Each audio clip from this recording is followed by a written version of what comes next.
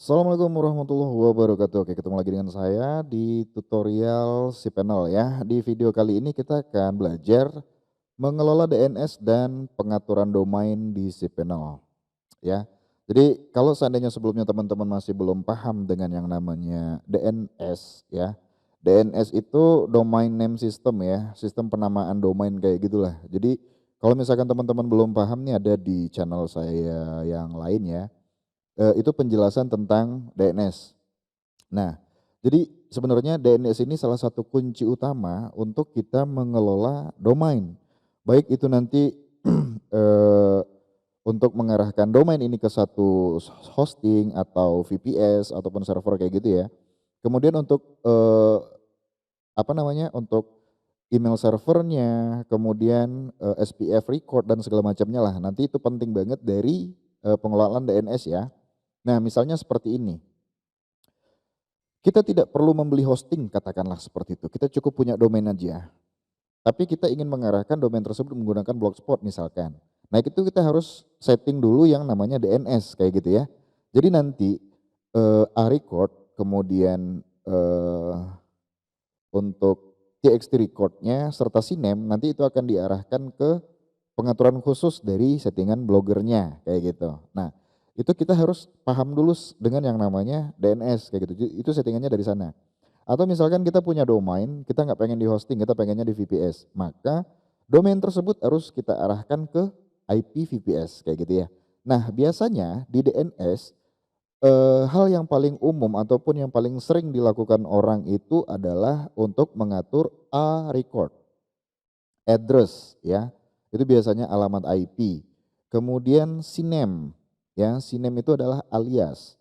Biasanya seperti ini, www.in.a sama dengan recordnya adalah www.in.sinem ya. Www ini adalah value apa, namanya, kemudian in.sinem berarti yang kita setting di sini adalah sinem, yang mana isinya nanti mengikuti isi dari domain kayak gitu. Jadi www.in.sinem biasanya diisi dengan ataupun tanda, kayak gitu ya, monyet kayak gitulah. Nah biasanya itu domain ataupun subdomain. Jadi apapun yang kita isikan dari penamaan tersebut nanti akan mengikuti aliasnya. Maka sinem itu adalah alias dari apa yang value yang diisi kayak gitu ya. Kemudian ada lagi, txt record, ada lagi dengan yang namanya mx record. Jadi a record, sinem, txt, dan juga mx. Itu yang paling umum, yang paling banyak digunakan dalam settingan DNS. Ya, mx ini adalah mail exchange. Jadi nanti kalau misalkan domain kita ada hostingnya nih contoh kayak yang sekarang wilton.biz, kalau seandainya mx-nya nggak kita otak-atik berarti mail exchange-nya berada di dalam si panel ini. Tapi kalau seandainya kita ingin menggunakan email dari Zoho, dari Google, dari email dari Google, ya kan? Terus atau mungkin kita menggunakan email dari pihak ketiga, misalkan menggunakan mail keting kayak gitu, pasti nanti akan ada settingan dari MX-nya, kayak gitu ya. Oke udah 3 menit berjalan, maka langsung aja kita lihat di sini untuk mempermudah ya, teman-teman bisa cek di bagian search tools ini DNS. Di sini ada dynamic DNS, track DNS, zone editor, ya kayak kayak gitu ya. Nah biasanya itu ada di bagian zone editor ya. Nah, dynamic DNS ini kita buka dulu isinya. Apa ini dynamic DNS? Nah, di sini node DNS ini biasanya jarang digunakan orang ya. Jadi yang jarang digunakan itu kita tidak jelaskan di sini. Kemudian zone editor biasanya ya, zone editor. Kalau settingan DNS settingan panel yang terdahulu tuh ada banyak pilihan kalau untuk pengisian zone editor kayak gini. Kalau sekarang ini ada udah dipersimpel lah kayak gini zone editor ya. Di bagian zone editor atau misalkan kita mau cari di sini deh. Di halaman depan kita nanti cari dynamic DNS kita nggak pakai zone editor. Kemudian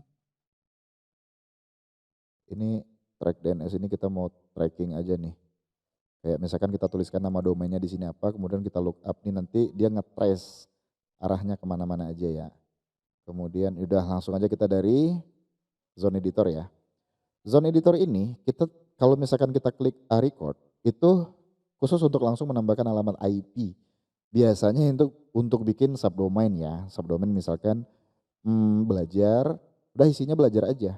Kemudian otomatis akan menuliskan domain di sebelahnya gitu. Jadi kita cukup tulis subnya aja, subdomain aja. Kemudian subdomain ini kita ingin arahkan ke IP lain gitu misalkan. Katakanlah kita punya VPS satu ya. Nah ini address ini adalah a record. Jadi ini diisi dengan alamat IP kayak gitu. Oke. Kemudian ada CNAME record. Nah CNAME record ini biasanya secara umum katakanlah di dalam hosting ini belum ada www-nya ya. Jadi biasanya website itu kalau diakses itu tanpa www bisa. Tergantung settingan websitenya. Nah kalau kayak gini kan ini domain aja nih kita coba akses www.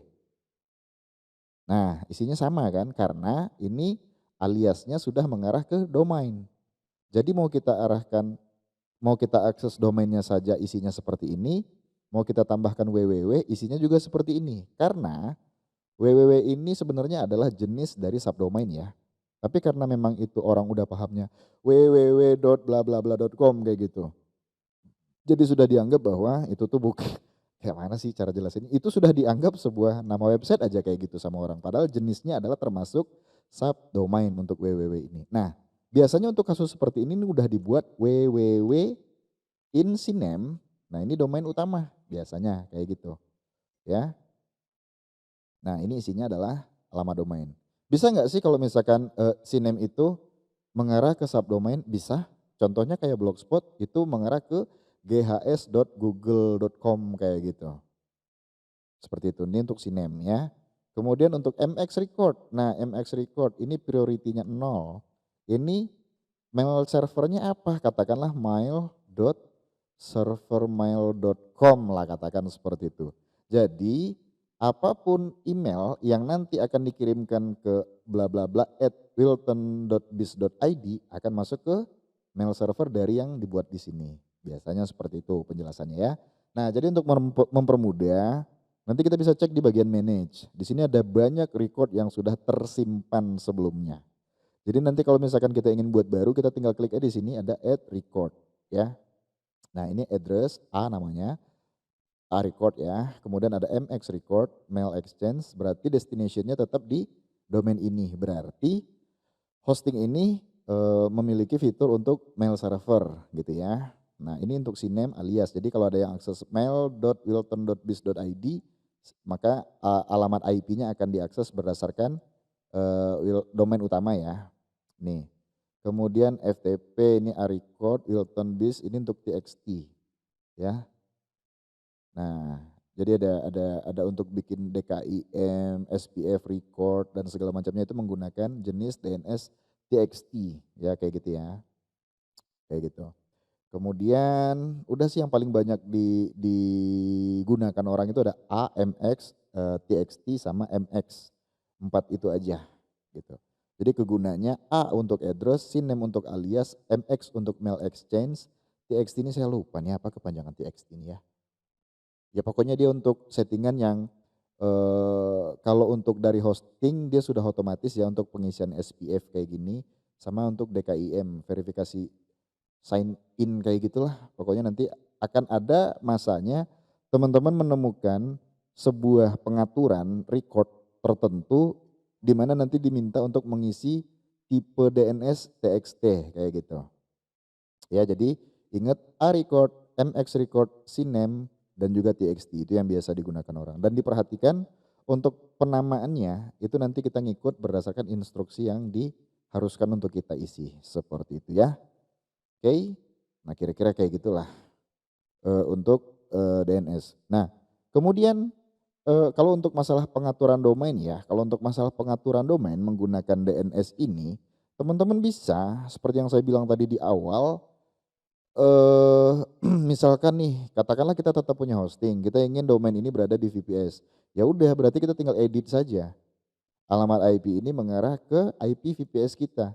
Jadi jangan sampai satu domain ini IP-nya berbeda-beda. Jangan sampai kayak gitu ya.